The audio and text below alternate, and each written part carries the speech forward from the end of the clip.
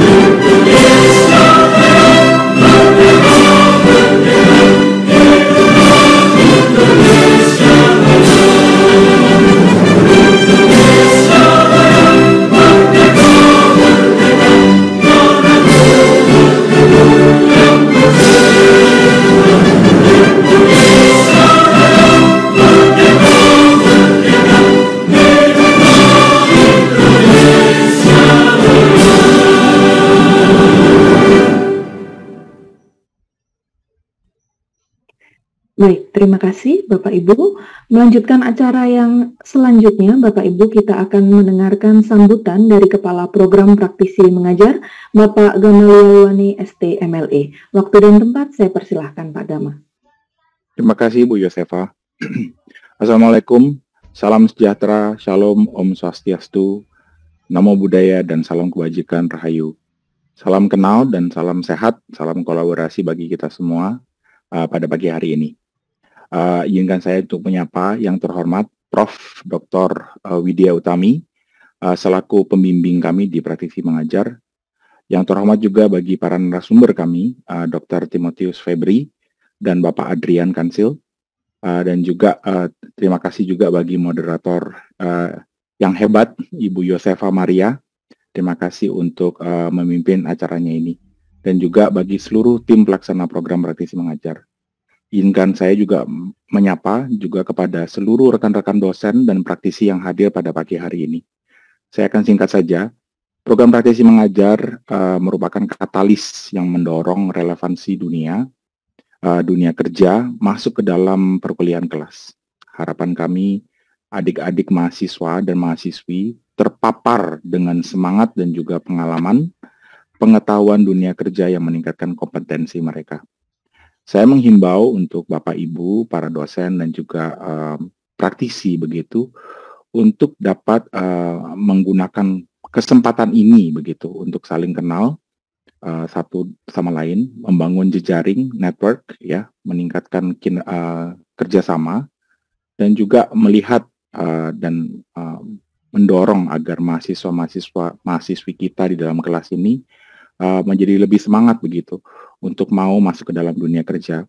Karena sangat disayangkan sekali Bapak Ibu, setiap tahun kira-kira 2,5 sampai 3 juta lulusan S1, tetapi kurang lebih 600.000 itu menganggur rata-rata tiap tahun.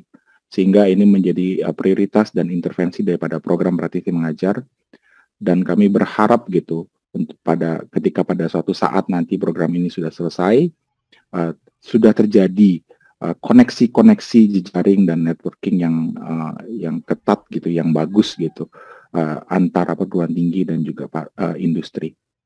Itu saja harapan saya, dan dengan ini saya membuka acara pada pagi hari ini, onboarding program Praktisi Mengajar. Terima kasih Bapak Ibu semuanya. Wassalamualaikum warahmatullahi wabarakatuh. Terima kasih. Waalaikumsalam. Terima kasih Pak Gama untuk sambutannya. Baik, Bapak Ibu, melanjutkan acara yang selanjutnya. Kita akan mendengarkan materi mengenai onboarding oleh Bapak Dr. Timotius Sutrisno, ST, MT, JSCK. Waktu dan tempat saya persilahkan. Ya, terima kasih Bu Yosefa. Selamat pagi Bapak Ibu, semoga dalam keadaan baik. Izinkan saya untuk share screen. Oke. Mbak Yosefa, apakah sesinya sudah tampil? Sudah terlihat Pak. Oke, terlihat full ya. Oke, baik. Selamat pagi Bapak Ibu, dosen dan Bapak Ibu praktisi. Ini adalah kesempatan kita untuk kita sharing terkait panduan teknis pelaksanaan kolaborasi baik dari perguruan tinggi maupun praktisi Bapak Ibu ya. Jadi materi saya nanti kurang lebih sekitar 20 menit. Dimonggo nanti bila mana ada pertanyaan bisa dimasukkan ke atau diunggah ke Q&A yang sudah disiapkan oleh panitia. Bapak Ibu, program Praktisi Mengajar seperti tadi yang sudah diinformasikan Pak Gamaliel adalah suatu bentuk intervensi atau jembatan untuk mendekatkan dunia usaha dan dunia industri ke dalam kampus gitu ya, sehingga mahasiswa bisa memiliki pengalaman, bisa memiliki jejaring juga untuk dia bisa siap menyongsong dunia industri yang nanti akan dia geluti setelah selesai di bangku perkuliahan. Nah, Bapak Ibu, materi dari saya pagi hari ini terdapat 5 outline, yaitu yang pertama terkait pendahuluan, kita akan refresh terkait program Praktisi Mengajar, yang kedua terkait flow pelaksanaan kolaborasi, dan yang ketiga terkait pengisian data keuangan bagi praktisi. 4 adalah panduan dokumentasi kelas dan logbook praktisi, dan yang terakhir 5 adalah pengisian logbook dosen atau berita acara perkuliahan. Nah, Bapak Ibu, sudah bukan hal baru gitu ya Bapak Ibu, perguruan tinggi di Indonesia perlu bergerak lebih cepat agar kita bisa bersaing di tingkat dunia, karena melihat banyak sekali perguruan tinggi dunia yang sudah mulai menggandeng industri atau bahkan bersama-sama dengan industri melakukan pembelajaran di kelas, sehingga lulusan-lulusannya siap pakai di industri, di mana perguruan tinggi menyiapkan itu sejak awal gitu Bapak Ibu. Tentunya ini menjadi tantangan bagi perguruan tinggi di Indonesia untuk perlu bergerak lebih cepat menyongsong era persaingan yang sudah ada di depan mata. Nah, Bapak Ibu, untuk mencapai itu, perguruan tinggi diharapkan mengacu kepada 8 indikator kinerja utama, tentunya untuk mengejar ketertinggalan. Yang pertama, lulusan mendapat pekerjaan yang layak. Nah, pekerjaan dengan upah di atas UMR menjadi wirausaha dan melanjutkan studi. Nah, Bapak Ibu, harapannya adanya program Merdeka Belajar ini bisa menjawab 8 IKU ini. Yang pertama adalah lulusan mendapatkan pekerjaan yang layak. Yang kedua, harapannya mahasiswa mendapat pengalaman di luar kampus. Ini terjawab dengan adanya program magang, proyek desa, mengajar, riset berwirausaha, pertukaran pelajar, studi independen, dan proyek kemanusiaan. Dan yang ketiga, Bapak Ibu, dosen berkegiatan di luar kampus, mencari pengalaman industri atau berkegiatan di luar kampus yang lain. Nah, ini pentingnya adanya jejaring dengan Dudi, begitu Bapak Ibu ya. Dan yang keempat, salah satu IKU yang dijawab oleh program Praktisi Mengajar di dalam kampus. Nah, merekrut dosen dengan pengalaman industri. Nah, di program praktisi mengajar ini kita menghadirkan jagoan-jagoan industri untuk bersama-sama dengan dosen menciptakan kelas yang kolaboratif dan partisipatif yang kita coba jawab untuk indikator kinerja utama nomor 7. Nah, nomor 6, program studi bekerja sama dengan mitra kelas dunia. Nah, ini Bapak Ibu tentunya perguruan tinggi Bapak Ibu sudah mempersiapkan ini dengan baik dalam bentuk Renstra, dalam bentuk kurikulum, ataupun penyerapan lulusan. Nah, yang kelima Bapak Ibu, hasil kerja dosen digunakan masyarakat dan dapat rekognisi internasional. Nah, saya kira Bapak Ibu sudah mempersiapkan semuanya dengan baik. Dan yang terakhir, 8, diharapkan dari semua kegiatan itu bisa membawa program studi Bapak Ibu berstandar internasional. Nah, ini Bapak Ibu 8 indikator kinerja utama yang diharapkan dapat didukung oleh Bapak Ibu dari perguruan tinggi dengan semangat Merdeka Belajar Kampus Merdeka. Nah, tadi sudah saya singgung Bapak Ibu, program praktisi mengajar itu menjawab IKU 4 dan IKU 7, yang mana IKU 4 adalah praktisi mengajar dalam kampus, dan IKU 7 adanya kelas kolaboratif dan partisipatif. Nah, pada IKU 4 Bapak Ibu diharapkan praktisi atau profesional terlibat dalam perencanaan mata kuliah. Nah, ini Bapak Ibu bisa lihat di program praktisi mengajar, praktisi diajak bersama-sama dengan dosen untuk merancang, begitu ya, mata kuliah ini akan seperti apa, sehingga proses pembelajaran dinamis yang lekat dengan industri bisa terjadi, Bapak Ibu. Yang kedua, dosen dapat pengetahuan praktik industri terkini. Dengan kita mengajak praktisi, tentunya bukan hanya mahasiswa yang mendapat manfaat, tetapi juga dosen akan mendapatkan update terkait pengetahuan-pengetahuan praktik industri yang bisa menjadi case-case tadi yang bisa menjadi pembelajaran bagi dosen dan mahasiswa. Yang terakhir Bapak Ibu, yang paling menarik adalah mahasiswa berinteraksi langsung Bapak Ibu dengan praktisi atau profesional yang Bapak Ibu hadirkan di kelas begitu, sehingga mahasiswa bisa punya pengalaman berrelasi secara profesional, merasakan case-case ya, case study dari industri yang mahasiswa bisa ya ikut secara langsung berkontribusi untuk menyelesaikan ya sesuatu yang dibawa oleh praktisi ini, begitu ya, dalam konteks case study atau project. Nah, selain itu Bapak Ibu, pada IKU 7 diharapkan terciptanya kelas kolaboratif yang partisipatif. Nah, mahasiswa bisa belajar studi kasus secara real Bapak Ibu. Memungkinkan sekali praktisi membawa kasus dari industri yang coba diselesaikan bersama-sama dengan mahasiswa. Sehingga mahasiswa punya pengalaman, praktisi mendapatkan solusi yang integratif gitu Bapak Ibu, dan dapat diaplikasikan di industri. Yang kedua Bapak Ibu, mahasiswa mendapat kesempatan menerapkan ilmu dalam pemecahan masalah yang tadi saya sudah informasikan. Dan yang terakhir, mahasiswa memungkinkan bekerja bersama kelompok, ya, membangun soft skill untuk bekerja setelah lulus, tentunya dengan pengalaman jejaring dari praktisi dan juga pengalaman penyelesaian masalah yang tadi mahasiswa sudah coba lakukan, begitu Bapak Ibu. Nah, program praktisi mengajar yang ada Bapak Ibu, tujuannya adalah menciptakan lulusan yang adaptif, yang mana perguruan tinggi diharapkan menggandeng dunia usaha dan dunia industri melalui praktisi-praktisi hebat atau jagoan-jagoan industri untuk bersama-sama menghasilkan bersama perguruan tinggi lulusan adaptif yang siap kerja dan tentunya diharapkan dapat berdampak pada pembangunan Indonesia ke depan. Nah, Bapak Ibu, secara umum tahapan program praktisi mengajar, ya, ini tentunya Bapak Ibu sudah lalui semua ya.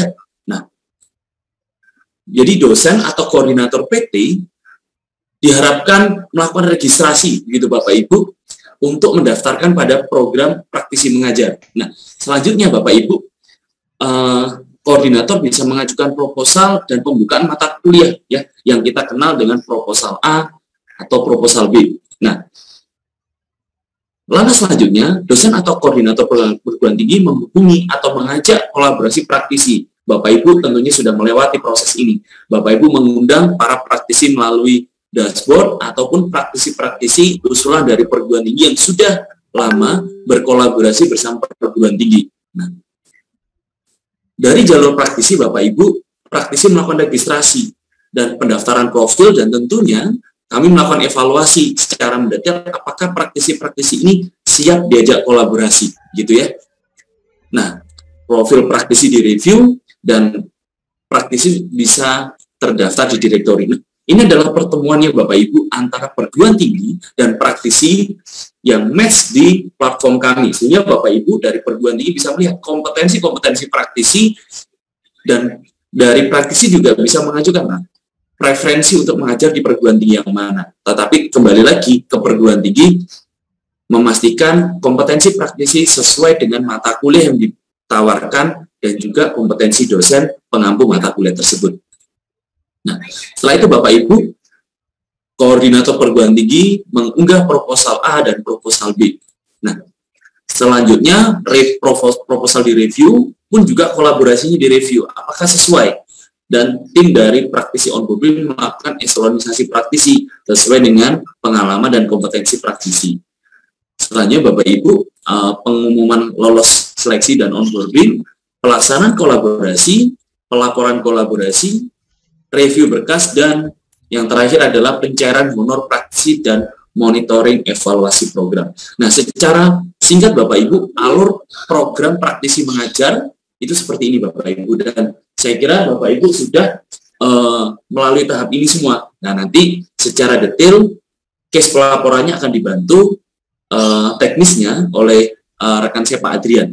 Nanti akan dicoba disimulasikan, gitu Bapak Ibu. Nah, flow pelaksanaan kolaborasi Bapak Ibu. Jadi kita mulai dari pelaksanaan program, begitu Bapak Ibu ya. Nah, dimulai dari persiapkan bahan ajar, tentunya sesuai dengan kesepakatan dari dosen dalam bentuk rencana pembelajaran semesternya, begitu. Nah, setelah itu Bapak Ibu, proses perkuliahan dilakukan. Yang terpenting Bapak Ibu yang berwarna kuning, praktisi mengambil screenshot atau foto awal di awal perkuliahan. Jadi Bapak Ibu, mohon pastikan, diingatkan, para praktisinya mengambil screenshot ya Pak Adrian ya. Jadi yang ada tanggal dan jamnya, begitu ya. Jadi nanti akan ada detail seperti apa, teknisnya nanti akan saya sharingan begitu Bapak Ibu. Nah, praktisi dan dosen berkolaborasi dalam pelaksanaan perkuliahan, dan pastikan Bapak Ibu terjadi kegiatan yang interaktif, bukan hanya satu sisi saja. Karena harapannya program ini menjawab IKU 7, adanya kegiatan kelas yang kolaboratif dan partisipatif dari seluruh elemen yang ada dalam kelas. Nah, setelah itu Bapak Ibu, praktisi diwajibkan mengambil screenshot atau foto di akhir pertemuan perkuliahan. Dan selanjutnya mohon praktisi mengisi logbook setelah selesai perkuliahan, begitu Bapak Ibu ya, sehingga tidak menumpuk, begitu Pak Adrian, betul ya. Kalau menumpuk nanti akan terlewat, begitu ya. Nah, selanjutnya Bapak Ibu dimohon bantu dosen mengisi berita acara perkuliahan dan mengunggah daftar hadir mahasiswa. Nah, ini mohon kesediaan Bapak Ibu dosen pengampu mata kuliah untuk membantu mensukseskan program ini. Nah, setelah itu Bapak Ibu, langkah selanjutnya adalah menyelesaikan tugas logbook dan BAP sampai akhir kolaborasi, sesuai dengan kolaborasi yang Bapak Ibu ajukan pada proposal B. Ada yang kolaborasi intensif, ada yang kolaborasi pendek. Tentunya pastikan Bapak Ibu sesuai dengan panduan program, berakhir di akhir November. Nah, selanjutnya Bapak Ibu, dosen mengisi survei dosen di akhir program setelah program ini terlaksana dengan baik, dan selanjutnya dosen mendapatkan sertifikat, begitu Bapak Ibu, untuk pelaksanaan program praktisi mengajar. Nah, dari sisi praktisi Bapak Ibu, praktisi pun diharapkan mengisi survei di akhir program dan mengisi dan mengunggah SPTJM yang telah ditandatangani bermaterai. Harapannya Bapak Ibu, mohon materainya dipastikan tanda tangannya di atas materai ya, Bapak Ibu ya. Selanjutnya Bapak Ibu, tim program review logbook, jadi akan ada tim internal kami akan direview logbook bersama SPTJM dan berita acara perkuliahan untuk sinkronis apakah betul kelas terlaksana dengan skema kolaborasi yang diajukan dan keterlibatan praktisi dalam proses pembelajaran.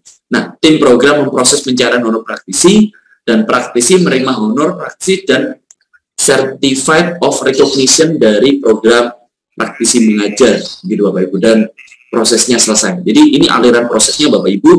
Nanti materi akan diinformasikan oleh tim officer kami, sehingga Bapak Ibu juga bisa melihat, mempelajari, dan bisa mengingatkan praktisi mana-mana yang menjadi tanggung jawabnya praktisi, gitu Bapak Ibu. Nah,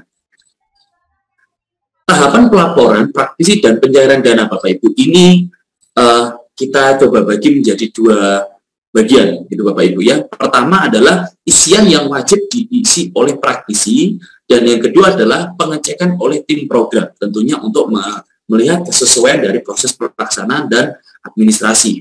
Nah, pada termin pertama, Bapak Ibu, praktisi diharapkan melengkapi data keuangan pada platform. Tidak boleh satupun yang terlewat, begitu ya Pak Adrian ya. Jadi ini akan menjadi kendala sendiri bagi Bapak Ibu praktisi terkait pencairan dananya. Nah, yang selanjutnya Bapak Ibu diharapkan Bapak Ibu selalu mengisi logbook perkuliahan pada platform secara rutin. Jangan ditumpuk di belakang, begitu Bapak Ibu. Dan selanjutnya adalah mengisi dan menandatangani SPTJM setelah menyelesaikan kolaborasi. Ini penting Bapak Ibu yang diberi warna biru, sehingga Bapak Ibu ini menjadi perhatian bersama bagi Bapak Ibu. Selanjutnya Bapak Ibu, data keuangan, logbook, SPTJM yang disubmit akan direview, tentunya untuk melihat kesesuaian dan keselarasan dari dokumen atau data yang Bapak Ibu unggah. Ini dilakukan oleh tim program, gitu Bapak Ibu. Nah, selanjutnya pencairan dana kurang lebih 30 hari kerja setelah berkas yang Bapak Ibu unggah, dokumen disetujui. Nah, catatannya Bapak Ibu, asumsi data keuangan dan laporan pertanggungjawaban praktisi telah disetujui tanpa catatan revisi. Nah, ini mohon Bapak Ibu menjadi perhatian bagi kita semua, bahwa kelengkapan ini akan mempermudah Bapak Ibu dalam proses pencairan dana. Jadi mohon disempatkan waktunya untuk menyelesaikan administrasi ini. Oke, nah selanjutnya Bapak Ibu, tahapan pelaporan kelas oleh dosen ini lebih singkat, begitu Bapak Ibu ya, yang perlu diketahui oleh praktisi. Jadi Bapak Ibu praktisi, mohon juga mungkin dosennya terlewat, begitu ya, atau seperti apa, mohon juga dibantu diingatkan. Jadi sama saling-saling mengingatkan, begitu Bapak Ibu, agar program ini berjalan dengan baik. Isian wajib oleh dosen pengampu mata kuliah dari perguruan tinggi, tentunya pengusul program praktisi mengajar gelombang 1, 2, dan 3. Nah, mendapatkan pelaporan logbook praktisi pada setiap pertemuan. Jadi Bapak Ibu dosen, mohon dipastikan setiap pertemuan praktisinya mengisi logbooknya. Yang kedua, mengisi berita acara perkuliahan, daftar hadir, menyetujui logbook praktisi, membagikan survei pembelajaran dan feedback. Jadi Bapak Ibu, kalau Bapak Ibu praktisi lupa mengisi logbook, ya dosen tidak akan bisa approve, ya, tidak bisa menyetujui. Jadi mohon saling mengingatkan. Dan yang terakhir, laporan PT disubmit dan direview. Ini untuk laporan akhir, begitu Bapak Ibu ya, dari akhir kolaborasi. Nah, ini terkait Bapak Ibu, poin ketiga yaitu adalah panduan pengisian data keuangan. Mohon menjadi perhatian bagi kita semua, tentunya dititik beratkan bagi praktisi, gitu Bapak Ibu. Nah, Bapak Ibu, dokumen data keuangan bagi praktisi yang memilih skema berbayar. Ada beberapa isian, beberapa file yang perlu Bapak Ibu persiapkan untuk diunggah, begitu ya Bapak Ibu ya, di platform kami. Yang pertama, NPWP pribadi, begitu ya Bapak Ibu. Yang kedua adalah nomor NPWP. Ketiga adalah keterangan NPWP, jadi ini ikut pasangan atau tidak, karena ada beberapa NPWP yang pribadi dan ikut pasangan. Yang keempat adalah nomor rekening, tentunya nomor rekening praktisi Bapak Ibu ya, nama bank, foto buku bank halaman pertama, NIK, KTP tanpa sensor NIK, gitu Bapak Ibu ya. Jadi Bapak Ibu bisa scan atau foto secara jelas. Dan yang ke-9 adalah file pendukung. Nah, ini diunggah apabila ada permintaan file oleh tim program, tentunya untuk memastikan kesesuaian, begitu Pak Adrian ya. Sehingga mungkin nanti ada beberapa praktisi yang kita minta untuk file-file pendukung data portofolio Bapak Ibu praktisi yang mengambil skema keuangan atau skema berbayar di program praktisi mengajar. Nah, bagi Bapak Ibu praktisi yang berkenan tidak mengambil skema berbayar atau pro bono, isiannya lebih sedikit Bapak Ibu ya. Ada 3 yang menjadi inti. Yang pertama adalah NIK, KTP tanpa sensor NIK, dan ketiga adalah file pendukung apabila dibutuhkan. Nah, yang nomor 4 terkait NPWP pribadi diunggah KTP, nomor NPWP diisi kosong sesuai dengan numberingnya.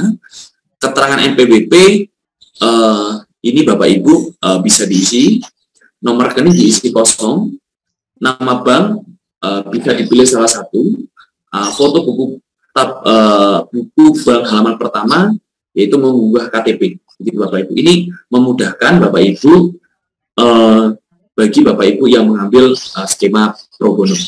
Nah, nanti akan ditambahkan oleh rekan saya Pak Adrian bila mana ada informasi terkait teknisnya dan simulasinya.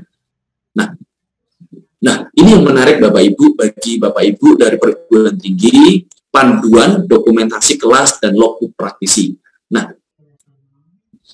ada beberapa ketentuan Bapak Ibu untuk screenshot atau kopi layar pada pertemuan daring atau online Bapak Ibu yang melaksanakan pembelajaran dengan skema yang sudah disepakati dengan praktisi, yaitu adalah daring, gitu Bapak Ibu. Nah, upload pada laporan kegiatan praktisi Bapak Ibu. Nah, ini yang kita sebut dengan logbook ya Bapak Ibu. Nah, formatnya seperti apa Bapak Ibu? Ada beberapa ketentuan sebelum kita masuk ke format, yaitu yang A, format file dapat berupa galeri atau pin profile, gitu Bapak Ibu ya. Video kamera harus dipastikan on, jadi tidak boleh stop video ya Pak Adrian ya, jadi harus on, gitu. Nah, dan nama praktisi pada online meeting tersebut harus terlihat. Jadi mohon Bapak Ibu bagi praktisi yang biasanya menggunakan link Zoom, akun Zoom dengan nama perusahaannya, biasanya begitu ya Bapak Ibu praktisi, mohon diganti sesuai dengan nama praktisi yang terdaftar di proposal B Bapak Ibu ya, selengkapnya begitu ya Bapak Ibu ya, sehingga itu menjadi identifikasi kami. Nah, pada screenshot Bapak Ibu, panel waktu yang berisi tanggal dan jam wajib terlihat. Jadi Bapak Ibu diharapkan ini menjadi perhatian juga. Yang ketiga, panel partisipan wajib terlihat nama masing-masing. Jadi kita bisa melihat nama mahasiswa kita tentunya ya, berapa banyak gitu, sehingga saat Bapak Ibu melakukan screenshot, Bapak Ibu seperti contoh yang ada di kiri, Bapak Ibu bisa mendapatkan semua informasi dari kegiatan pertemuan secara daring, baik itu berupa foto, nama praktisi secara detail, partisipannya berapa, siapa saja, jumlahnya berapa, waktu, dan apa Bapak Ibu, ini tanggal dan jam ya, saya sebut tadi waktu ya, sehingga Bapak Ibu screenshot seperti inilah yang diharapkan sebagai bentuk bukti awal perkuliahan dan akhir perkuliahan. Dan menjadi catatan Bapak Ibu, pastikan praktisi screenshot pertemuan di awal dan di akhir kelas, begitu Bapak Ibu ya, untuk keperluan kegiatan ya pelaporan logbook praktisi program praktisi mengajar. Nah Bapak Ibu mohon diingatkan gitu, mungkin praktisinya terlewat lupa, atau bagi Bapak Ibu praktisi yang hadir kegiatan hari ini, tolong juga menjadi perhatian juga sehingga tidak menjadi masalah atau kendala nanti di akhir ya Pak Adrian ya, karena kalau ini tidak ada salah satu unsurnya, nanti kita akan trace flashbacknya agak susah nih ya Bapak Ibu ya. Oke. Nah, bagaimana untuk ketentuan foto pertemuan secara luring? Nah, mungkin Bapak Ibu ada 1, 2, atau 3 pertemuan yang mengundang praktisi di lokasi kota Bapak Ibu untuk datang ke kampus gitu ya. Nah, ada beberapa ketentuan Bapak Ibu untuk logbooknya. Yang pertama, saat Bapak Ibu memfoto, pastikan tanggal dan jamnya itu ada, begitu Bapak Ibu ya. Nah, tanggal dan jam dapat dilihat dengan geser ke atas pada galeri handphone Anda. Jadi Bapak Ibu nanti bisa dicoba ya. Jadi saat kita foto, kita geser ke atas, kita bisa lihat waktu dan tanggal. Setelah itu kita ambil screenshot. Nah, ketentuan foto luring untuk praktisi, untuk pengisian logbook praktisi, Bapak Ibu, ada 2, yaitu foto menunjukkan praktisi, dosen, dan mahasiswa. 3 unsur ini harus lengkap, gitu Bapak Ibu ya. Nah, saat Bapak Ibu mengundang praktisi kampus, kan praktisinya ini tentunya pasti sangat senang sekali, gitu Bapak Ibu ya. Nanti waktu Bapak Ibu foto, pastikan mahasiswa yang terlihat, praktisi, dan dosennya. Berarti Bapak Ibu perlu pihak lain untuk membantu memfotokan, begitu ya. Nah, yang B, waktu yang berisi tanggal dan jam terlihat, seperti tadi yang saya sudah informasikan di awal. Nah, menjadi catatan penting Bapak Ibu, pastikan praktisi mengambil foto pertemuan awal dan akhir perkuliahan, seperti skema daring tadi, untuk keperluan laporan kegiatan pengisian logbook praktisi. Jadi sama ya Bapak Ibu ya, baik itu daring maupun luring, gitu Bapak Ibu. Nah, ada alternatif kedua Bapak Ibu, yaitu Bapak Ibu bisa mengaktifkan timestamp ya pada setting atau aplikasi timestamp. Ya, jadi sudah cukup sering ya Pak Adrian ya, beberapa foto sudah ada timestamp-nya langsung, begitu Bapak Ibu, sehingga Bapak Ibu bisa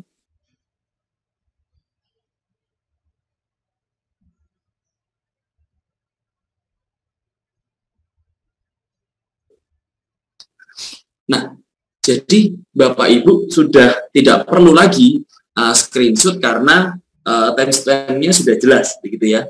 Nah, ini aplikasinya cukup banyak ya Pak Adrian ya. Nanti tinggal dipilih Bapak Ibu yang sesuai dengan device Bapak Ibu masing-masing. Nah, ketentuan foto luring sama Bapak Ibu, pastikan foto menunjukkan praktisi, dosen, dan mahasiswa terlihat jelas. Nah, waktu, baik itu tanggal dan jam, wajib terlihat Bapak Ibu, dan pastikan praktisi mengambil foto pada pertemuan awal dan pertemuan akhir untuk keperluan laporan kegiatan program praktisi mengajar. Nah, atau alternatif ketiga, gitu Bapak Ibu. Bapak Ibu bisa menggunakan alternatif ini, yaitu foto menunjukkan praktisi, dosen, dan mahasiswa terlihat jelas dalam satu foto. Nah, lampirkan foto daftar hadir mahasiswa atau attendance list ya, atau daftar absen mahasiswa yang hadir di kegiatan itu, yang menunjukkan jam, tanggal, dan tanda tangan praktisi. Nah, pastikan praktisi mengambil foto pada pertemuan awal dan akhir. Ini kita reminder hingga 3 kali Bapak Ibu, sehingga Bapak Ibu praktisi, baik juga Bapak Ibu dosen yang mengundang praktisi berkolaborasi, Bapak Ibu bisa saling mengingatkan, gitu Bapak Ibu. Nah, pengisian logbook praktisi ini Bapak Ibu pada dashboard ada beberapa informasi, gitu ya Bapak Ibu. Yang pertama, nama praktisi ini otomatis terisi dari database yang praktisi yang Bapak Ibu ajak kolaborasi. Nama dosen mata kuliah juga terisi dari database, karena tentunya waktu Bapak Ibu mengubah proposal B, Bapak Ibu juga mengisi secara sistem nama dosen dan mengajak kolaborasi praktisi yang sudah listing di dashboard kami. Nah, mata kuliah juga terisi secara otomatis, kelas terisi secara database ya, otomatis. Nah, jadwal kelas atau waktu ini adalah Bapak Ibu input textbook ya. Jadi disesuaikan dengan kondisi ya dan ketentuan dari skenario kolaborasi. Nah, tabel logbook Bapak Ibu, tanggal Bapak Ibu input date ya, jamnya juga input, jam selesai di input, total jam terisi otomatis Bapak Ibu dari counting mulai dan selesai, topiknya Bapak Ibu input, bukti kelas mulai yang tadi screenshot awal atau foto awal Bapak Ibu unggah, bukti kelas berakhir yaitu Bapak Ibu juga unggah, ringkasan materi dan pengajaran, Bapak Ibu input ya, tentunya resume dari satu pertemuan praktisi dan dosen dan mahasiswa ini kan ada ya Bapak Ibu ya, hari ini membahas apa gitu ya, apa yang didiskusikan gitu Bapak Ibu input. Dan 9, modul pembelajarannya Bapak Ibu bisa unggah dalam format PDF. Nah, yang menjadi catatan Bapak Ibu terkait kesesuaian tanggal. Jadi Bapak Ibu, ketidaksesuaian tanggal pada isian dan screenshot online meeting dapat menyebabkan kesalahan informasi dan mengakibatkan gugur pada saat verifikasi. Jadi pastikan betul Bapak Ibu, kalau Bapak Ibu mengundang praktisi tanggal 15, berarti di timestamp-nya juga tanggal 15, waktunya juga sesuai. Begitu ya Pak Adrian, nanti akan diinformasikan caranya seperti apa. Nah, perhatian Bapak Ibu, 1 jam kolaborasi adalah jam utuh 60 menit. Ya, jika kurang dari 60 menit, maka akan dibulatkan ke bawah. Nanti perhitungannya seperti apa akan diinformasikan oleh rekan saya Pak Adrian. Nah, terkait persetujuan dan pengumpulan Bapak Ibu mencentang checkbox untuk pernyataan kelengkapan dan kesesuaian data. Jadi Bapak Ibu memastikan data yang Bapak Ibu unggah sudah benar adanya sesuai dengan ketentuan program atau skenario kolaborasi yang Bapak Ibu pilih. Nah, ini Bapak Ibu, selanjutnya poin kita yang ke-5 terkait logbook dosen atau berita acara perkuliahan. Nah, Bapak Ibu, logbook dosen atau berita acara perkuliahan ini dari 2 sisi Bapak Ibu ya, dari koordinator perguruan tinggi, fungsinya dan harapannya adalah membantu memonitor kelengkapan logbook dosen. Yang kedua adalah membantu memonitor berjalannya kolaborasi sesuai dengan skema kolaborasi atau skenario kolaborasi yang sudah diajukan pada program praktisi mengajar, baik gelombang 1, 2, ataupun 3. Nah, bagi dosen atau dosen pengampu mata kuliah, yaitu menerima logbook praktisi, dan pastikan Bapak Ibu logbook praktisinya diisi setelah kolaborasi selesai, jadi jangan ditumpuk, sehingga Bapak Ibu nanti approval-nya akan mudah. Yang kedua, mengisi logbook dosen atau berita acara perkuliahan yang tadi sudah saya informasikan isiannya, begitu Bapak Ibu. Nah, seperti apa Bapak Ibu logbook dosennya nanti akan diinformasikan rekan saya Pak Adrian. Nah, ini ada beberapa informasi terkait kelengkapan dosen pada program praktisi mengajar. Jadi Bapak Ibu, bagi Bapak Ibu yang belum memiliki akun ya Pak Adrian ya, jadi diharapkan melengkapi dengan pendaftaran akun dosen. Nah, ini mirip dengan GDM ya Pak Adrian ya, Global Dosen Mandiri gitu ya. Nah, tujuannya adalah Bapak Ibu punya akses untuk melihat logbook praktisi. Nah, Bapak Ibu isian lengkap, baik nama, ini nama yang lengkap begitu Bapak Ibu ya, NIDN-nya, nomor telepon, jabatan akademik, asal perguruan tinggi. Nanti kalau Bapak Ibu klik asal perguruan tinggi akan keluar langsung nama ketua pelaksananya. Jadi tidak perlu bingung Bapak Ibu ya. Nah, Bapak Ibu perguruan tinggi di bawah dikti atau vokasi begitu Bapak Ibu. Nanti Bapak Ibu bisa register. Nah, pada logbook dosen atau berita acara pembelajaran ya, diisi oleh dosen Bapak Ibu. Tadi yang pertama adalah diisi oleh praktisi ya, untuk logbook praktisi, dan ini diisi oleh dosen. Nah, baik nama praktisi, nama dosen, mata kuliah, kelas itu akan terisi secara otomatis Bapak Ibu dari database. Nah, jadwal kelas atau waktu itu input textbook. Nah, menjadi perhatian Bapak Ibu, daftar pertemuan hanya akan muncul setelah praktisi buat logbook. Nah, berarti yang tadi sudah saya informasikan, begitu Pak Adrian ya, praktisi wajib secara langsung setelah berkolaborasi atau ngajar, begitu mengajar, itu wajib langsung buat logbook, begitu ya, tidak boleh dirapel. Nah, pengisian BAP ini Bapak Ibu, jam, tanggal, total jam, topik, begitu Bapak Ibu, bukti kelas, ringkasan materi, ini akan otomatis terisi dari logbook praktisi. Nah, bayangkan Bapak Ibu kalau praktisinya telat begitu, Bapak Ibu tidak akan dapat informasi ini. Nah, yang ke-8 Bapak Ibu, aktivitas kelas, ini ada checkbox-nya Bapak Ibu, nanti mohon disesuaikan dengan aktivitas yang sudah terjadi di kelas Bapak Ibu, yang tadi contoh yang partisipatif seperti apa, atau diskusi, atau project, atau seperti apa. Nah, yang ke-9 Bapak Ibu, strategi pembelajaran, ini didasarkan isian nomor 8. Nah, baik case-based learning, time-based learning, Nah, ini tinggal dipilih oleh dosen mana yang terjadi di kelas sehingga kolaborasi ini bisa berjalan dengan baik. Nah, daftar mengajar mahasiswa diunggah oleh dosen atau absensi atau attendance atau partisipan. Nah, terkait persetujuan pengumpulan menyentang checkbox untuk pernyataan kelengkapan dan kesesuaian data. Jadi Bapak Ibu mohon maaf dipastikan ulang untuk terkait kesesuaian data yang Bapak Ibu isi ataupun yang Bapak Ibu unggah nanti ya. Oke.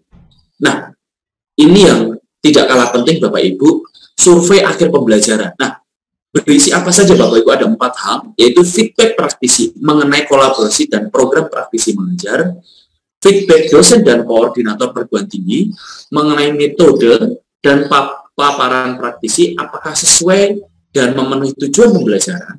Yang ketiga, feedback mahasiswa mengenai metode dan paparan praktisi dan dosen, bagaimana keterlibatan praktisi dapat meningkatkan pemahaman mahasiswa. Ini penting Bapak Ibu. Bagaimana keterlibatan praktisi dapat meningkatkan pemahaman oleh mahasiswa dan pengisian pada platform terkait program praktisi mengajar. Nah, mari Bapak Ibu berkolaborasi untuk mempersiapkan SDM unggul Indonesia. Bapak Ibu bisa visit laman kami di www.praktisimengajar.id dan mohon cek secara berkala Bapak Ibu dashboard praktisi, sosial media kami di @praktisimengajar dan Telegram channel baik bagi Bapak Ibu praktisi maupun bagi Bapak Ibu dosen. Saya kira itu yang bisa saya sampaikan. Saya kembalikan ke moderator Bu Yosefa. Terima kasih. Ya, baik. Terima kasih Bapak Dr. Timotius Febri mengenai materinya yang sangat lengkap. Bapak Ibu, kami sekaligus mengingatkan bahwa Bapak Ibu yang ingin bertanya, silahkan Bapak Ibu mengetikkan pertanyaan Bapak Ibu pada kolom Q&A yang ada pada kolom chat box di Zoom chat kita Bapak Ibu. Nanti kami akan membantu menjawab pertanyaan tersebut, baik kami akan bacakan maupun kami ketikkan jawabannya pada kolom Q&A. Baik, Bapak Ibu, sambil mengingatkan kembali Bapak Ibu yang belum melakukan presensi, link presensi sudah ada pada kolom chat box kami. Silakan Bapak Ibu mengeklik link tersebut dan mengisikan presensi pada pagi hari ini. Dan semua materi Bapak Ibu yang disampaikan pada hari ini juga sudah kami ketikkan pada kolom chat box untuk Bapak Ibu bisa unduh. Baik, Bapak Ibu, acara yang selanjutnya kita akan mendengarkan penjelasan teknis mengenai bagaimana Bapak Ibu mengisi logbook yang ada pada halaman kami di praktisimengajar.id yang akan dibawakan oleh Bapak Adrian Bani Kansil SE. Waktu dan tempat saya persilakan, Pak. Terima kasih, Bu Yosefa. Mohon izin saya share screen.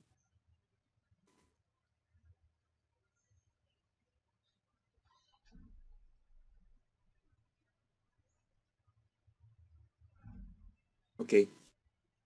Apakah sudah terlihat screen saya? Mohon konfirmasi. Ya, sudah. Oke. Sudah terlihat, Pak. Oke. Ya, jadi Bapak Ibu,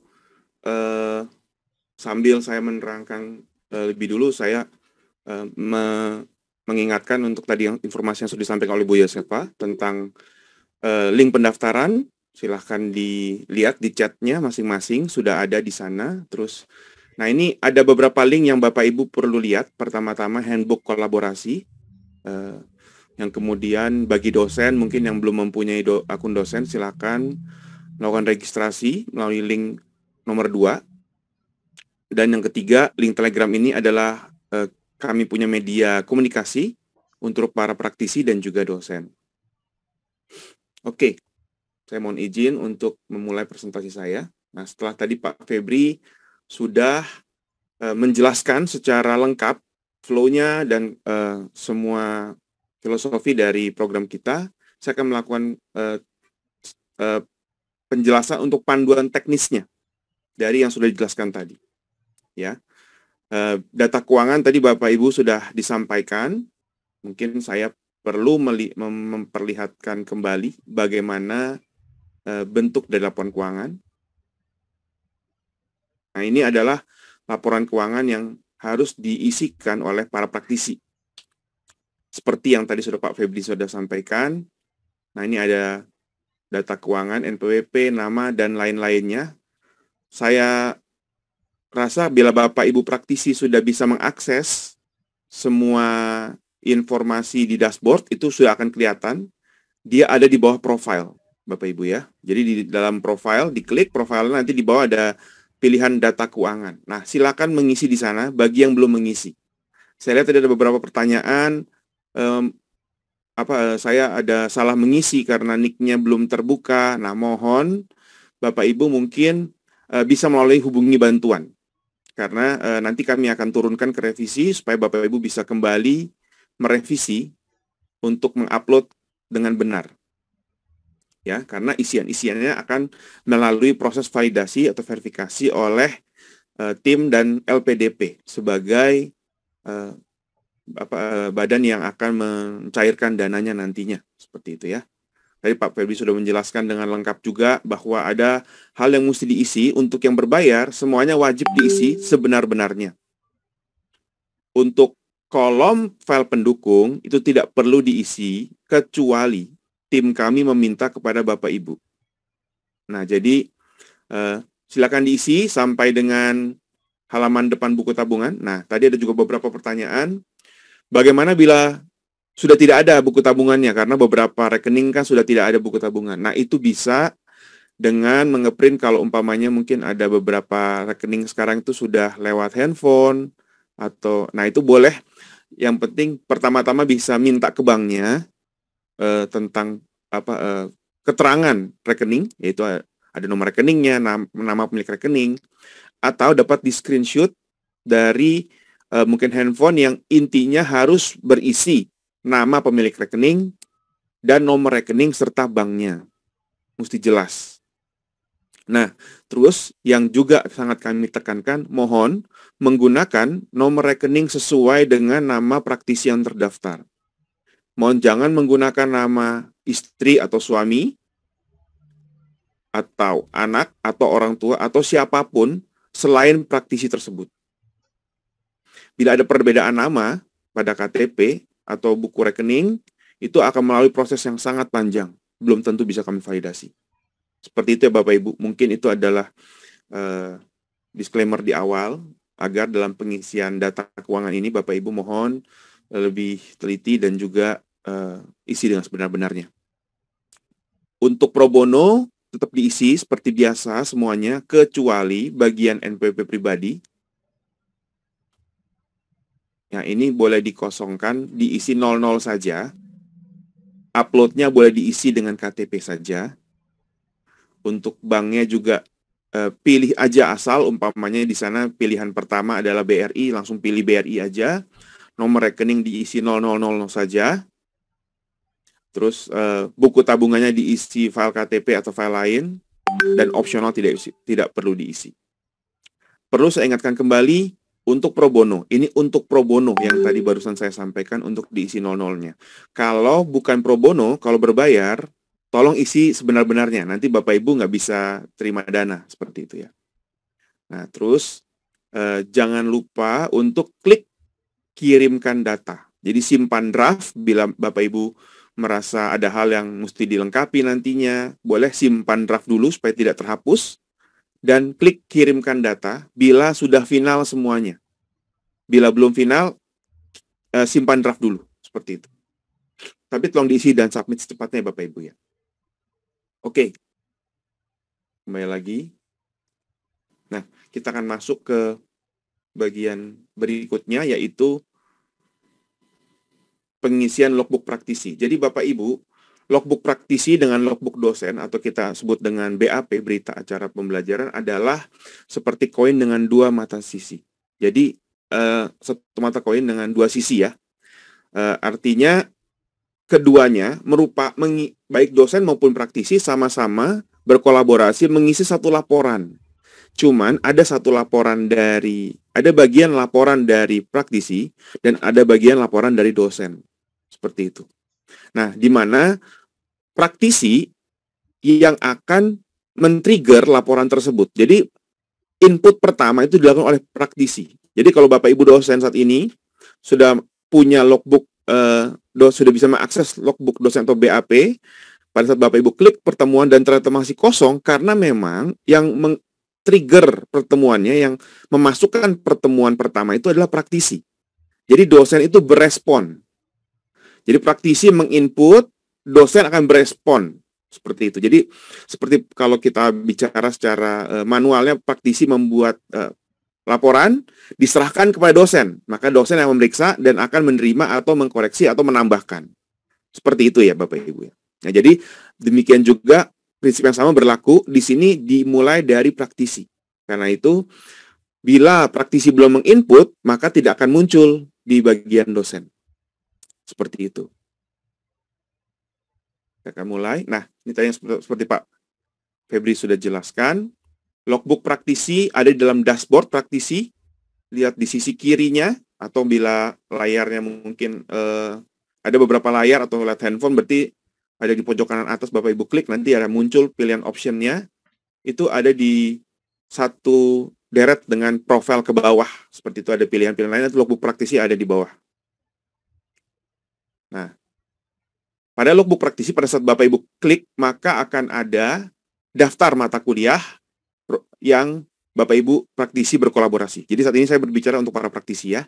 Nah, di situ Bapak Ibu akan melihat bila satu intensif akan ada satu mata kuliah, bila ada 2 kolaborasi pendek akan ada 2 kelas di situ. Dalam contoh di depan ada mata kuliah 1 dengan kelas A dan mata kuliah kedua dengan kelas B, seperti itu. Nah, di saat Bapak Ibu menemukan ini, praktisi pada saat mengisi logbook, Bapak Ibu klik pertemuan, maka akan ada masuk ke halaman berikut. Nah, di sini kalau kelihatan masih kosong, karena berarti belum ada input pertemuan. Nah, Bapak Ibu praktisi klik tambah pertemuan, di pojok kanan atas, akan muncul pop-up yang memerlukan Bapak Ibu mengisi logbook kegiatan praktisi. Nah, nama atau kegiatannya itu nanti nama praktisi, nama dosen, nama mata kuliah, dan kelas itu akan terisi secara otomatis. Jadwal mata kuliah adalah jadwal yang memang sesuai dengan proposal. Umpamanya setiap hari Selasa, atau di sini bilangnya Senin dari jam 8 sampai jam 10.30. Ya. Nah, ini dituliskan secara manual. Nah, tanggal pertemuannya dituliskan juga. Nanti ada pilihan tanggal seperti di kalender begitu ya. Nah, itu diklik, nanti ada fitur tanggalnya. Nah, itu diisi dengan sebenar-benarnya. Artinya kalau umpamanya dijadwalkannya hari Senin, nah ternyata setelah pelaksanaannya ada hari di mana praktisi harus mengganti jadwal, boleh diisi dengan waktu pelaksanaan. Tapi kalau waktu pelaksanaan sesuai dengan rencana, maka berarti diisi waktu yang sama. Jadi ini sekaligus menjawab bagaimana bila terjadi ada perubahan jadwal. Silahkan. Karena kita juga paham bahwa kita tidak kaku dalam hal ini. Tentu praktisi juga punya kesibukan, atau dosen juga ada kesepakatan lainnya. Boleh berbeda dengan jadwal yang ada di proposal. Tetapi itu tentu dengan kasus-kasus khusus seperti itu ya. Dan saya juga mau menjawab sekaligus pertanyaan, bagaimana bila ada rencananya di proposal ada 6 jam, tetapi mau pelaksananya 10 jam, itu tidak bisa. Karena di proposal itu mengunci. Jadi kalau proposal sudah ditulis 6 jam, maka waktu pelaksanaan yang akan divalidasi hanya 6 jam. Lebih dari itu, ya kita anggap praktisi memberikan waktunya secara pro bono lewat dari 6 jam tersebut. Bila sudah didaftarkan 10 jam, dan ternyata hanya bisa terlaksana 8 jam, itu nggak apa-apa. Jadi tidak boleh lewat dari batas yang didaftarkan sesuai proposal. Tapi kurang masih boleh. Karena logbook inilah yang akan menjadi dia punya pelaporannya. Seperti itu ya. Nah, jam mulai dan jam selesai tolong diinput sesuai dengan screenshot dari screenshot awal dan screenshot akhir dari jam pada waktu pertemuan. Misalnya di screenshotnya 9.05, maka harus diisi 9.05, jangan diisi 9.00. Bila waktu selesainya 10, tolong diisi 10. Jangan diisi 10.05 seperti itu. Jadi kami sangat menekankan bahwa screenshot awal dan screenshot akhir itu tolong jangan lupa. Makanya ini disosialisasikan bersama para dosen supaya bisa saling mengingatkan, bahkan mungkin masing-masing baik dosen maupun praktisi bisa mendokumentasikan. Karena ini langkah krusial untuk membantu validasi pencairan dana Bapak Ibu yang berbayar. Nah, karena nanti kalau tidak sesuai, maka yang dilihat berdasarkan bukti screenshot Bapak Ibu. Topik boleh diisi dengan topik pembelajaran yang ada. Nah, kemudian ini bukti kelas mulai dan bukti kelas akhir di-upload bukti fotonya. Seperti tadi yang Pak Febri sudah sampaikan, cara-cara dokumentasinya, baik-baik secara daring maupun luring, atau online maupun on-site. Nah, kemudian setelah itu dituliskan ringkasan materinya. Ringkasan materinya mungkin bisa dari materi yang ringkas saja, hanya perlu 2000 karakter maksimal, nggak perlu panjang, belajar tentang apa pada saat itu. Dan kemudian Bapak Ibu praktisi diharapkan mengupload modul pengajaran pada hari itu. Ya, jadi umpamanya bila ada presentasi, silahkan diupload, seperti itu ya. Jadi disesuaikan dengan model pembelajarannya saja. Setelah itu Bapak Ibu klik simpan. Apa yang terjadi saat Bapak Ibu klik simpan, maka akan muncul tampilan di dashboard seperti ini. Nah, ini contoh di dashboard ini adalah contoh di mana sudah ada beberapa input ya. Cuman kalau baru satu ya akan baru muncul satu, seperti itu ya. Nah, oke. Nah, perlu saya ingatkan, bagi kolaborasi intensif, kita dari desain pertama kita ada waktu pembelajaran di awal, waktu perencanaan awal dan evaluasi akhir. Nah, sesuai dengan pengarahan terakhir bahwa perencanaan di awal itu namanya itu tetap terdokumentasi, namanya kuliah awal bersama mahasiswa. Sedangkan yang evaluasi akhir disebut sebagai kuliah akhir bersama mahasiswa. Mohon Bapak Ibu dosen juga mengingatkan para praktisinya dalam menginput judulnya. Nah, ini harus melibatkan mahasiswa ya Bapak Ibu ya.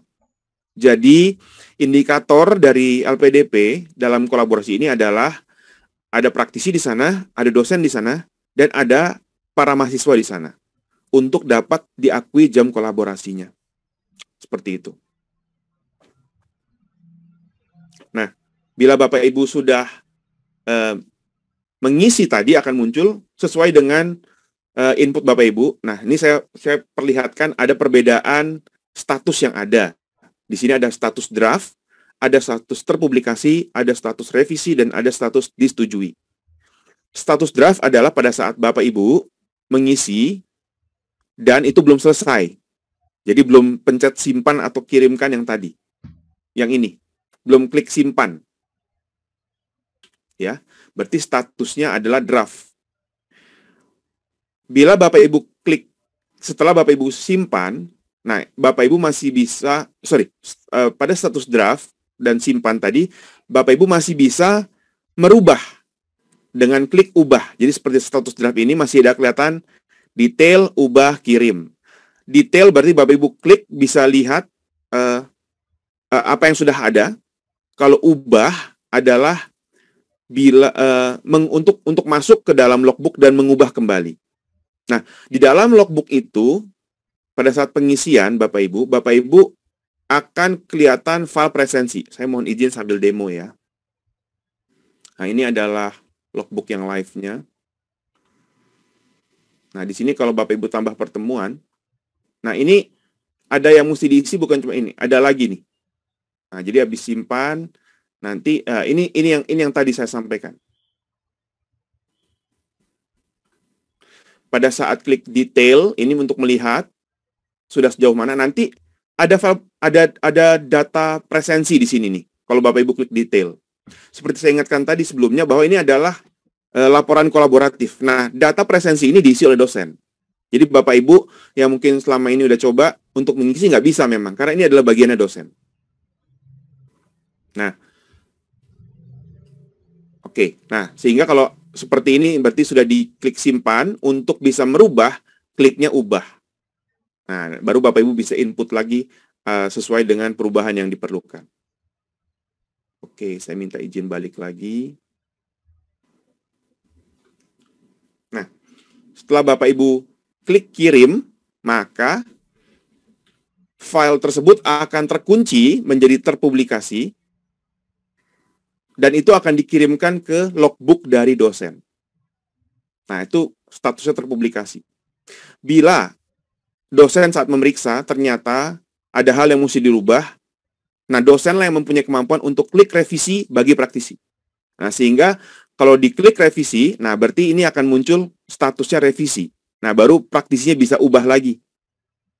Dan setelah ubah, kirim lagi. Seperti itu ya Bapak Ibu ya. Nah, bila laporan tersebut telah disetujui oleh dosen, maka statusnya berubah menjadi disetujui. Nah, untuk setiap proses tersebut, praktisi bisa melihat detail-detail yang ada di dalam laporan tersebut melalui klik detail. Oke, saya mohon izin untuk berikutnya. Nah, pada saat Bapak Ibu klik kirim tadi, nah ini akan muncul pop-up konfirmasi. Ya, jadi Bapak Ibu, sistem kami untuk memastikan apakah semua data yang sudah benar. Bila sudah benar, centang di bagian nomor 1 dalam bentuk tick box, baru fitur kirim ini bisa menyala dan Bapak Ibu klik kirim. Seperti itu. Baru nanti akan hasil jadi terpublikasi. Oke, saya lanjut ya. Nah, kemudian kita akan masuk ke logbook dosen. Nah, ini harus menjadi perhatian dari para dosen. Jadi panduan pengisian logbook dosen ini adalah respon dari logbook praktisi tadi. Jadi setelah praktisi input, baru dosen bisa melihat. Ini tadi sudah dijelaskan oleh Pak Febri. Nah, jadi seperti dijelaskan sebelumnya bahwa karena ini adalah kolaborasi, sudah banyak bagian yang sudah diisikan oleh praktisi. Nah, jadi ada bagian-bagian tertentu yang dimana itu adalah bagiannya Bapak Ibu dosen. Nah, di sini fitur logbook dosen ini atau BAP ini juga pada dashboard dari dosen, pada bagian bawah nanti ada pilihan logbook dosen. Nah, itu bisa diklik, maka akan muncul yang pertama-tama adalah daftar mata kuliah yang diampu. Jadi kalau praktisi hanya terbatas 2, karena kalau itu pendek, dosen ya tergantung mata kuliah yang dia daftarkan. Karena dia, Bapak Ibu dosen, punya bisa meng-create sebanyak mungkin mata kuliah dan bisa mengundang sebanyak mungkin praktisi. Dengan batasan tentunya satu kelas, 2 praktisi dengan skema pendek atau 1 praktisi dengan skema intensif. Nah, kembali lagi. Nah, ini kita bisa melihat di sini dalam fitur logbook dosen pada saat diklik akan ada daftar mata kuliahnya. Nah, ini juga sama, klik pertemuan. Nah, di sini tidak akan bisa diklik kalau praktisi pada saat klik pertemuan ya, hasilnya akan kosong kalau praktisi belum input. Tapi kalau sudah di-input, maka akan muncul daftar dari logbook praktisi yang sudah di-input.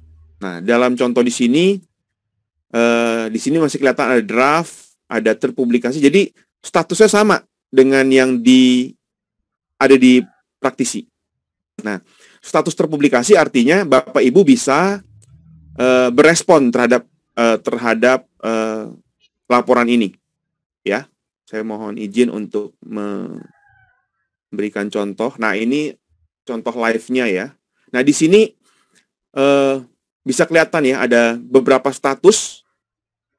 Nah, di sini pada saat Bapak Ibu klik lihat praktisi draft ini berarti praktisi sudah bikin ya, tetapi belum dikirim. Jadi sudah disimpan sama praktisinya.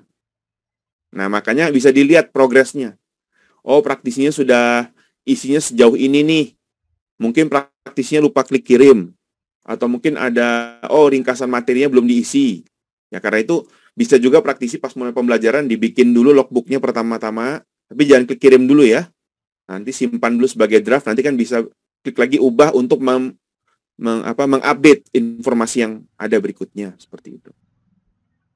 Nah, ini kalau sudah begini, Bapak Ibu klik tombol back di browser saja ya Bapak Ibu ya. Nah, Nanti di situ ada beberapa status di mana ada draft, berarti praktisinya sudah membuat, sudah simpan tapi belum kirim.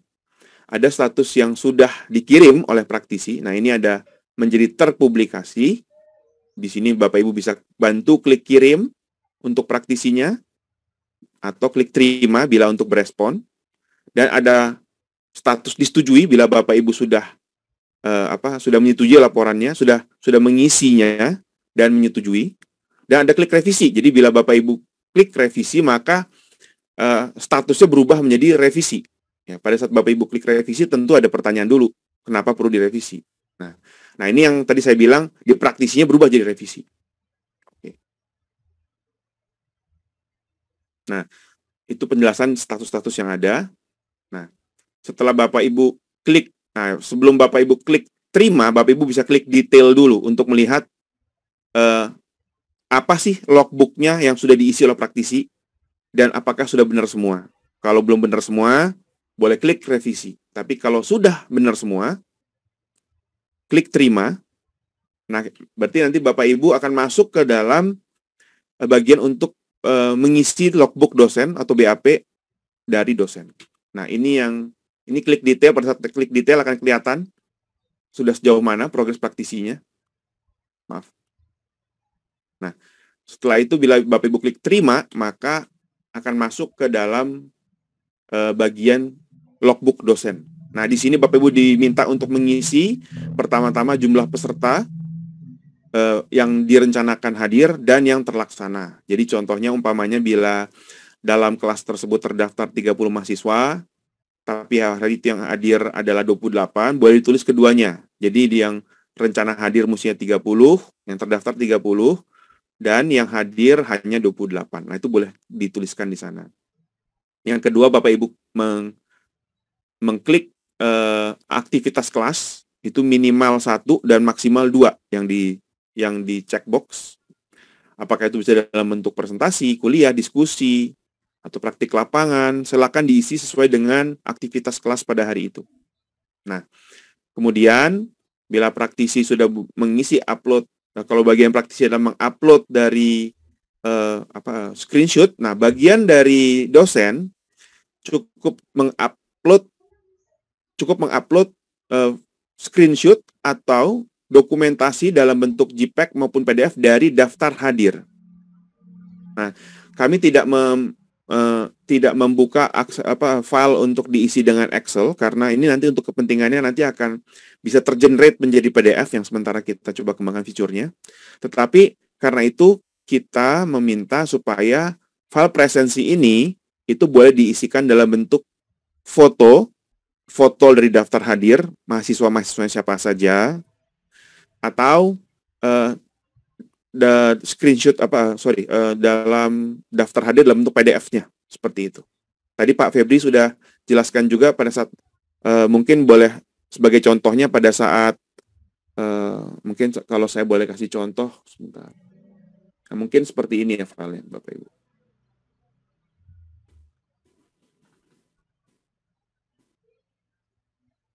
Apakah ini kelihatan? Nah, ini mungkin ada yang tapi sudah terisi ya. Nah, umpamanya seperti ini, diisi, disesuaikan ya dengan absensi yang ada, yang pasti mengisi daftar nama pesertanya tentunya, dan bagaimana, apakah mereka hadir atau tidak, hari dan jam pembelajaran di sini ditulis. Nah, itu mesti lengkap. Nah, template-nya kami serahkan kepada perguruan tinggi masing-masing, kami percaya pasti ada ya di sana. Intinya untuk dapat melihat berapa mahasiswa yang hadir, seperti itu. Oke. Setelah itu Bapak Ibu, setelah dilengkapi semuanya, di bagian dosen akan ada konsen untuk klik saya terima, saya pastikan, baru ini bisa aktif juga, baru klik kirim. Setelah diklik kirim, maka statusnya berubah menjadi disetujui. Nah, ini yang juga status yang juga diterima oleh praktisi, yaitu disetujui. Setelah disetujui, maka berarti laporannya sudah selesai. Baik praktisinya sudah diterima, dan dosen sudah bisa membuat, sudah selesai laporannya. Nah, bila ada hal yang perlu dilakukan oleh praktisi, ternyata praktisi bilang, ternyata ada yang kurang, mau saya lengkapi, ada foto yang lebih baik. Nah, untuk bisa merevisi laporan yang telah disetujui oleh Bapak Ibu dosen, untuk praktisi bisa merevisi, maka kliknya revisi. Jadi ini dengan klik revisi ini, fiturnya juga masih sama, dikirim lagi ke praktisi untuk direvisi. Nah, tetapi bila yang mau direvisi adalah input yang dilakukan oleh dosen, bukan klik revisi, tapi ubah presensi. Ya, jadi klik revisi itu untuk praktisinya. Jadi klik ubah presensi untuk dosennya. Jadi kita bedakan nih. Kenapa kita bedakan? Supaya kalau klik revisi itu berarti untuk dosennya yang memberikan kemampuan untuk praktisi revisi, sedangkan untuk dosen itu ubah presensi. Nah, bila Bapak Ibu klik revisi akan diminta seperti ini, diminta untuk menuliskan alasannya kenapa perlu revisi. Oke, demikian presentasi saya. Saya kembalikan ke Bu Yos. Oh ya, sebelumnya saya ingatkan juga, bila Bapak Ibu sudah klik semua di sini, ini semuanya sudah berakhir berarti Bapak Ibu, secara laporan logbook. Nah, untuk dosen, nantinya kami akan menambahkan satu lagi di sini, ada satu tombol selesai kolaborasi. Nah, tapi saat ini belum kami tambahkan, belum kami aktifkan karena kami khawatir nanti ada salah pencet. Jadi nanti jadi di fitur ini dosen yang akan mengakhiri kolaborasinya. Nah, dengan demikian praktisi bisa mengenerate SPTJM seperti itu ya. Nah, kenapa belum kita munculkan? Jangan sampai nanti ada salah pencet. Nanti kalau salah pencet berarti langsung selesai kolaborasi Bapak Ibu. Kelasnya jadi dianggap ditutup. Seperti itu. Nah, mungkin itu presentasinya. Nah, saya kembalikan ke Bu Yosefa. Terima kasih. Ya, baik. Terima kasih Pak Adrian untuk penjelasan lengkapnya dan sekaligus tadi menjawab banyak sekali pertanyaan yang sudah masuk di kolom Q&A. Nah, Bapak Ibu, sekarang kita akan memasuki sesi Q&A. Beberapa pertanyaan sudah Bapak Ibu ketikkan pada kolom Q&A dan sudah dibantu jawab sehingga nanti akan saya bacakan mengenai rangkuman dari pertanyaan Bapak Ibu yang paling sering ditanyakan, begitu ya. Nanti akan dibantu jawab oleh Pak Adrian dan juga oleh Bapak Dr. Timotius Febri. Ya, baik. Saya akan masuk ke pertanyaan yang pertama yang sudah masuk pada kolom Q&A, yaitu mengenai jam mengajar. Tadi sudah dijelaskan oleh Pak Adrian bahwa tidak boleh begitu ya Pak ya, menambah jika tidak sesuai dengan jam yang ada di proposal. Nah, ini pertanyaannya sedikit berbeda Pak Adrian. Bagaimana jika jamnya dikurangi Pak dari 10 jam menjadi 8 jam? Nah, ini apakah boleh dilakukan atau tetap harus 8 jam ya, begitu. Nah, apakah misalnya dengan pengurangan ini, begitu Pak Adrian, apakah ini juga harus disesuaikan di logbooknya, begitu, atau bagaimana, begitu Pak Adrian, bisa dibantu jawab, silakan. Iya, sebenarnya sama dengan jawaban yang saya tadi sampaikan. Tentunya logbook ini berarti kan laporan pelaksanaan yang realnya, ya. Jadi kalau Bapak Ibu proposal itu kan sifatnya perencanaannya, tadinya direncanakan 10, ternyata hanya bisa terjadi 8, ya tidak masalah, itu yang dilaporkan. Jadi kalau yang terlaksana 8, jangan lapor 10, itu aja. Nah, tapi kalau memang yang direncanakan 6, tapi mau terjadi 8 jam, itu nggak bisa. Karena proposalnya pengajuannya sudah dikunci seperti itu. Seperti itu. Baik, terima kasih Pak Adrian. Berkaitan dengan jam juga, Pak Adrian, ada pertanyaan mengenai berkaitan dengan jam dan pembayaran ya Pak Adrian. Jika dilaksanakan 180 menit, atau dilaksanakan 150 menit, itu kan berarti lebih dari 2 jam, tapi kurang dari 3 jam. Apakah di logbook perlu disesuaikan menjadi 2 jam, begitu, atau apa adanya saja Pak Adrian? Nanti mungkin berkaitan dengan pembayaran akan menjadi urusan tim program, begitu Pak Adrian. Bagaimana Pak Adrian? Iya, Bapak Ibu. Jadi begini, dengan peraturan yang ada untuk pencairan dana ini, satuan jamnya untuk praktisi sebagai narasumber adalah 1 jam 60 menit. Ya, ini saya juga paham, berarti artinya ini kan agak berbeda dengan konversi di mana di perkuliahan 3 SKS umpamanya itu 2,5 jam, sedangkan kalau 2,5 jam ini kan tadi sudah dijelaskan sama Pak Febri mungkin ya, jadi dia pembulatannya ke bawah ya, jadi bisa cuman diakui cuman 2 jam. Ya, tetapi kita punya logbook itu berlaku akumulasi. Jadi umpamanya kalau ada 2 pertemuan, masing-masing 2,5 jam, maka nanti terhitung totalnya jadinya 5 jam. Seperti itu. Jadi nanti akumulasi total akhirnya yang akan diperhitungkan dalam SPTJM. Seperti itu. Jadi kalau umpamanya kali ini cuma mengajarnya 2 jam 20 menit, nanti berikutnya 2 jam 40 menit, berarti kan 5 jam. Tetapi kalau kali ini ngajarnya 2 jam 20 menit dan berikutnya 2 jam 20 menit, sehingga totalnya 4 jam 40 menit, mohon maaf, pembulatannya ke bawah. Jadinya cuma 2 jam. Nah, jadi tolong perhitungkan dan pertimbangkan hal tersebut. Ya, bisa saja kalau memang, dan kita juga mengingatkan bahwa ini kan kolaborasinya dosen dengan praktisi. Jadi bukan praktisi dilepas dalam kelas tersebut ya. Jadi sebelah ada dosennya juga. Jadi mungkin dosen kasih pengantar dulu, praktisi boleh masuk di jam-jam supaya bulat gitu jamnya ya, bisa diatur seperti itu. Tapi terlebih lagi untuk pembulatan di akhirnya, total jamnya, upayakan bisa bulat di jamnya. Jangan sampai kurang dari 60 menitnya. Ada yang kurang dari 60 menit, seperti itu. Ya. Terima kasih. Ya, baik. Terima kasih Pak Adrian untuk jawabannya. Pertanyaan berikutnya ditujukan kepada Pak Febri mengenai jika jumlah mahasiswa lebih dari 50 orang, apakah bisa dibuat kelas paralel dan perhitungan jamnya seperti apa? Apakah dikalikan 2 atau bagaimana? Begitu Pak Febri, mungkin bisa dibantu jawab. Iya, terima kasih Yosefa. Jadi kembali lagi pada skenario proposal, gitu ya Pak Adrian ya. Jadi skenario proposal yang diajukan itu satu kelas berapa, begitu ya. Dan praktis ini covering berapa. Jadi kita kembalikan kepada panduan Yosefa, gitu.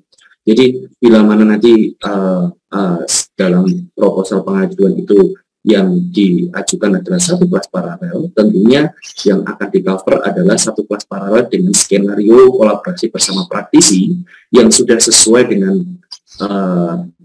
proposal, gitu ya. Nah, jadi kalau dibuat dua kelas paralel, tentunya saya kira skenario dan praktisi yang terlibat jumlahnya berbeda. Begitu ya Pak Adrian ya.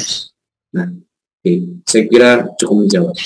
Ya, baik. Berarti Bapak Ibu mohon dibuka kembali proposalnya ya Bapak Ibu untuk melihat kembali bagaimana proposal yang Bapak Ibu ajukan, sehingga kami sangat mengharapkan Bapak Ibu menyesuaikan kolaborasi dan juga kelasnya sesuai dengan proposal yang telah diajukan. Begitu ya Bapak Ibu.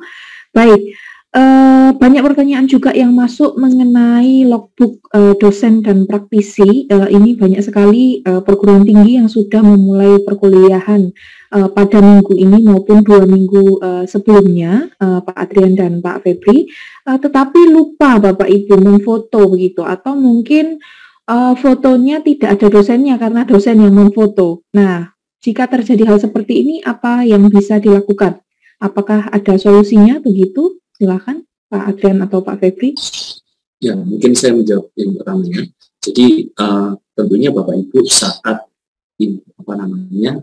memulai perkuliahan secara daring, itu tentunya Bapak Ibu merecord ya. Mungkin bisa ambil dari screenshot record itu ya Pak Adrian ya, gitu ya. Nah itu salah satu solusinya, gitu ya. Karena tentunya record kan dari awal hingga akhir, dan mungkin nanti untuk attendance-nya itu Bapak Ibu bisa ambil dari hasil record atau absensi secara online yang mungkin di provide di perguruan tinggi Bapak Ibu masing-masing. Saya kira ada sistem informasi seperti itu bila mana mensupport itu. Mungkin akan ada tamu dari Pak Adrian. Monggo Pak. Iya Bapak Ibu, mohon menjadi perhatiannya, dokumentasi itu sangat penting dalam pengakuan kolaborasi Bapak Ibu. Artinya terutama yang untuk yang berbayar seperti itu Bapak Ibu. Jadi tentunya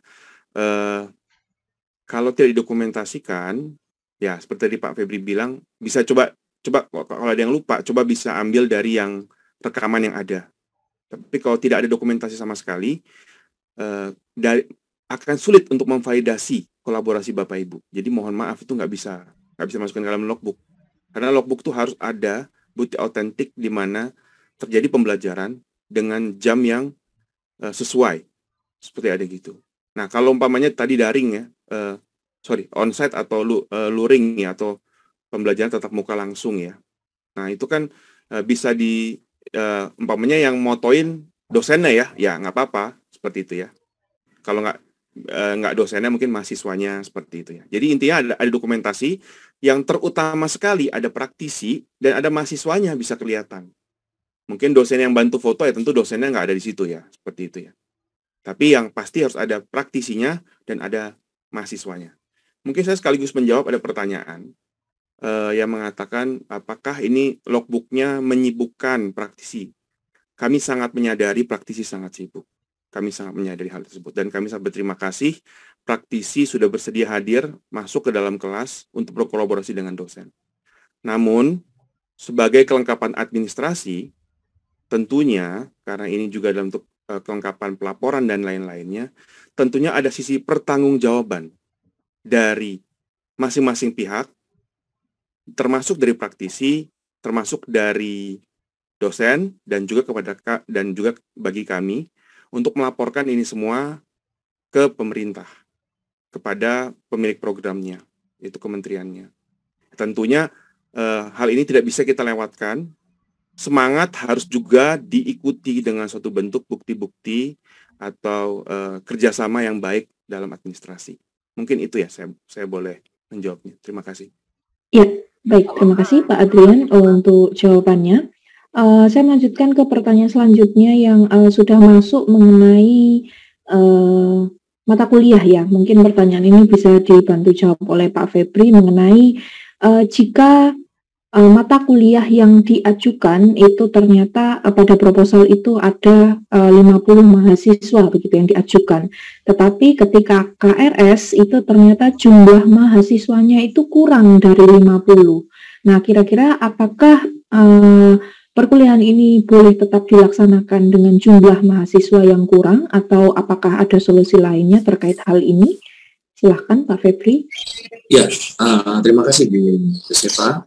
Saya kira itu sesuatu yang kita tidak bisa kontrol, Bu Yosefa ya, gitu ya. Dan tentunya monggo tetap dilaksanakan kolaborasi bersama praktisi yang tentunya kan sudah ada 3 unsur, praktisi, mahasiswa, dan dosen. Namun, mohon dipastikan batas minimum mahasiswanya terpenuhi sesuai dengan panduan, begitu ya. Jadi kita juga ada batas minimum, yaitu adalah 10 mahasiswa ya, Bu Yosefa ya. Itu mohon itu jangan sampai terlewati. Saya kira kalau 50 mungkin satu kelas jadinya 30 sekian. Nah, nanti sesuaikan Bapak Ibu untuk attendance list-nya atau partisipannya juga konsisten ya Pak Adrian ya. Sehingga nanti juga akan sinkron gitu ya. Nanti baik dari reasonnya Bapak Ibu perguruan tinggi mengapa hanya sekian, dan juga jumlah attendance list atau partisipan juga sesuai. Yang menjadi garis bawah saya, mohon pastikan batas minimumnya tidak terlewati, gitu ya, sehingga kita juga tetap memberi kesempatan bagi mahasiswa, praktisi, dan dosen menyelenggarakan kelas kolaborasi dan partisipatif. Saya kira begitu ya. Iya, baik. Masih berkaitan dengan mata kuliah, Pak Febri, bagaimana jika mata kuliahnya ini ternyata kelasnya ditutup, Pak Febri, dalam artian ternyata tidak ada peminatnya, apakah boleh diganti dengan mata kuliah lain, begitu? Iya, oke. Ini menarik ya, jarang pertanyaan seperti ini, gitu. Nah, Bapak Ibu, tentunya entitas kita adalah mata kuliah ya, Pak Adrian, Bu Yosefa ya.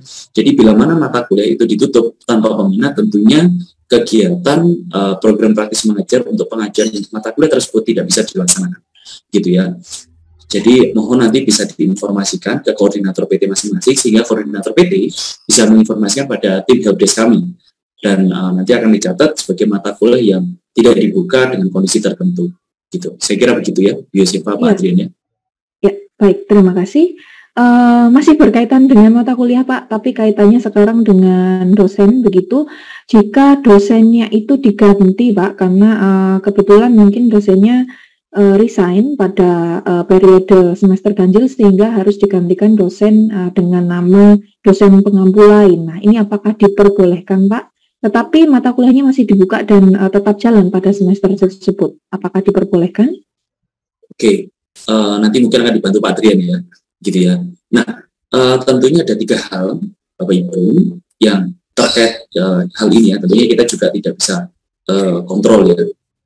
Yang pertama, dosen pengganti itu harus memiliki kualifikasi dan spesifikasi yang tidak jauh berbeda, baik dari kompetensi, jabatan akademik dari dosen sebelumnya. Yang kedua, tentunya berkoordinasi dengan koordinator perguruan tinggi, gitu Bapak Ibu. Nah, nanti selanjutnya, mohon bisa menginformasikan ke tim kami, begitu ya, terkait penggantian dosen. Begitu ya Pak Adrian ya? Pak, betul. Nanti pengajuannya lewat hubungi bantuan, nanti kita akan ada rentetan prosedurnya di sana. Tapi tolong lewat hubungi bantuan dan jangan lewat koordinator PT atau WAG, karena itu nggak tercatat gitu. Kalau lewat hubungi bantuan nanti akan ada supaya kami bisa men-track gitu sudah sejauh mana prosesnya. Terima kasih. Ya, baik. Terima kasih Pak Adrian dan Pak Febri untuk jawabannya. Mengingat waktu sudah menunjukkan pukul 10.31, maka saya akan membacakan satu pertanyaan terakhir, begitu Pak Adrian dan Pak Febri, sebelum kita menutup acara pada pagi hari ini, yaitu mengenai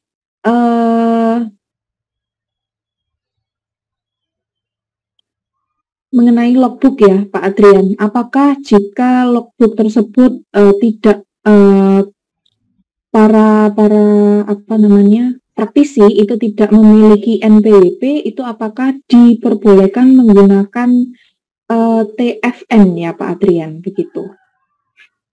Mungkin perlu dijelaskan lagi mengenai TFN ini berkaitan dengan apa, begitu Pak Adrian? Silahkan dibantu jawab.